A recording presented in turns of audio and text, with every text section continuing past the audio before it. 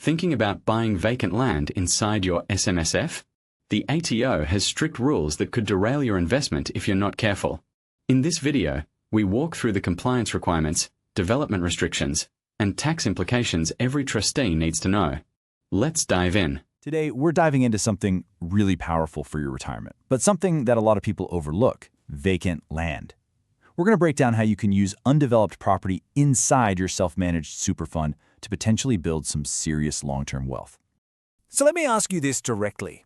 Is your super fund missing out? While so many SMSF trustees are focused on shares or maybe an apartment, vacant land is this huge overlooked opportunity. And the appeal is pretty clear, right?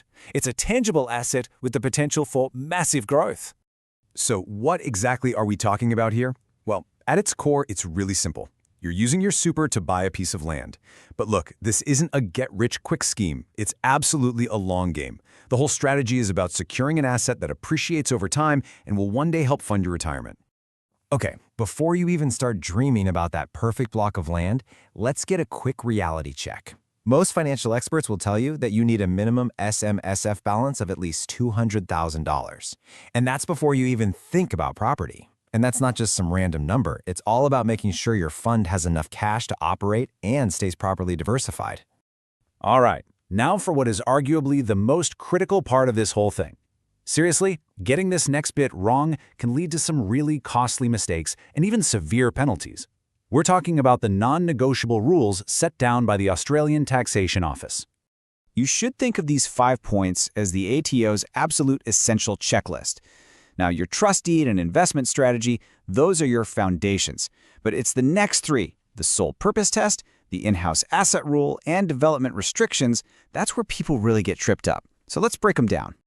The word to burn into your brain here is solely. This is the golden rule of super, no exceptions. It means you absolutely cannot, under any circumstances, use that land for your personal benefit. Thinking of storing your caravan on it? Nope, that's a breach. Using it for a weekend camping trip? That's a breach too. The land has to be a pure investment, period. And here's another number you have to know: 5%. This is the absolute maximum value of your fund that can be tied up in what the ATO calls in-house assets. It's basically a rule designed to stop you from doing deals with people who are close to you. And what that actually means in practice is, well, it means this.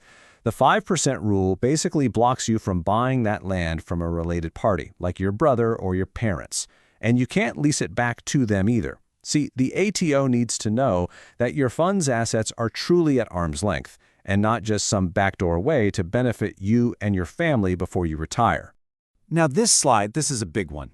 An SMSF can get a special loan, it's called a Limited Recourse Borrowing Arrangement, or LRBA, to buy the land in the first place. The limited recourse part is key. It protects your other super assets if things go wrong. But, and this is a huge but, the ATO is crystal clear. You cannot use another loan to improve that land. That means no borrowing to build a house or even a shed until that original loan for the land is totally paid off. And there's one more rule to factor into your cash flow. A few years back, the rules changed. Now you generally can't claim tax deductions for the ongoing costs of holding that vacant land. We're talking about things like council rates and land tax. So that just makes planning for your fund's cash flow, its liquidity, even more important. Okay, that was the heavy lifting on all the rules. So, after you've navigated that whole rulebook, what's the actual payoff? Let's get into the good stuff, the rewards for getting this right, and how vacant land can be a pretty unique tool for creating wealth.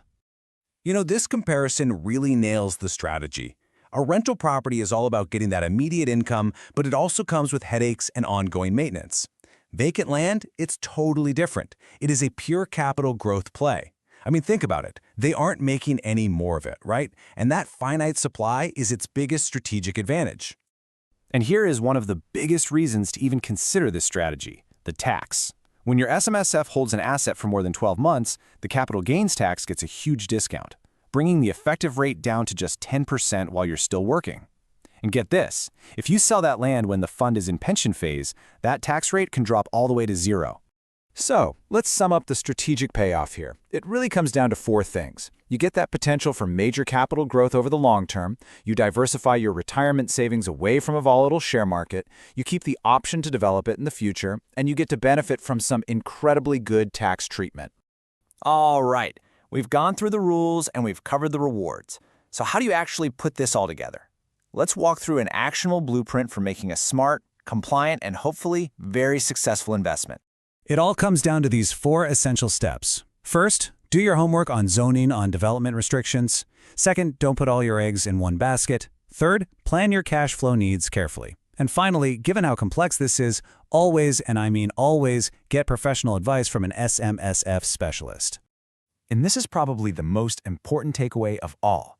You have to remember, vacant land is what we call an illiquid asset. You can't just sell off a corner of it to pay your fund's tax bill or a member's pension. You must always have enough cash sitting on the side to meet all of the fund's obligations. Which really brings us to the final question you need to ask yourself. With its huge potential but its really strict rules, is vacant land the right foundation for your retirement?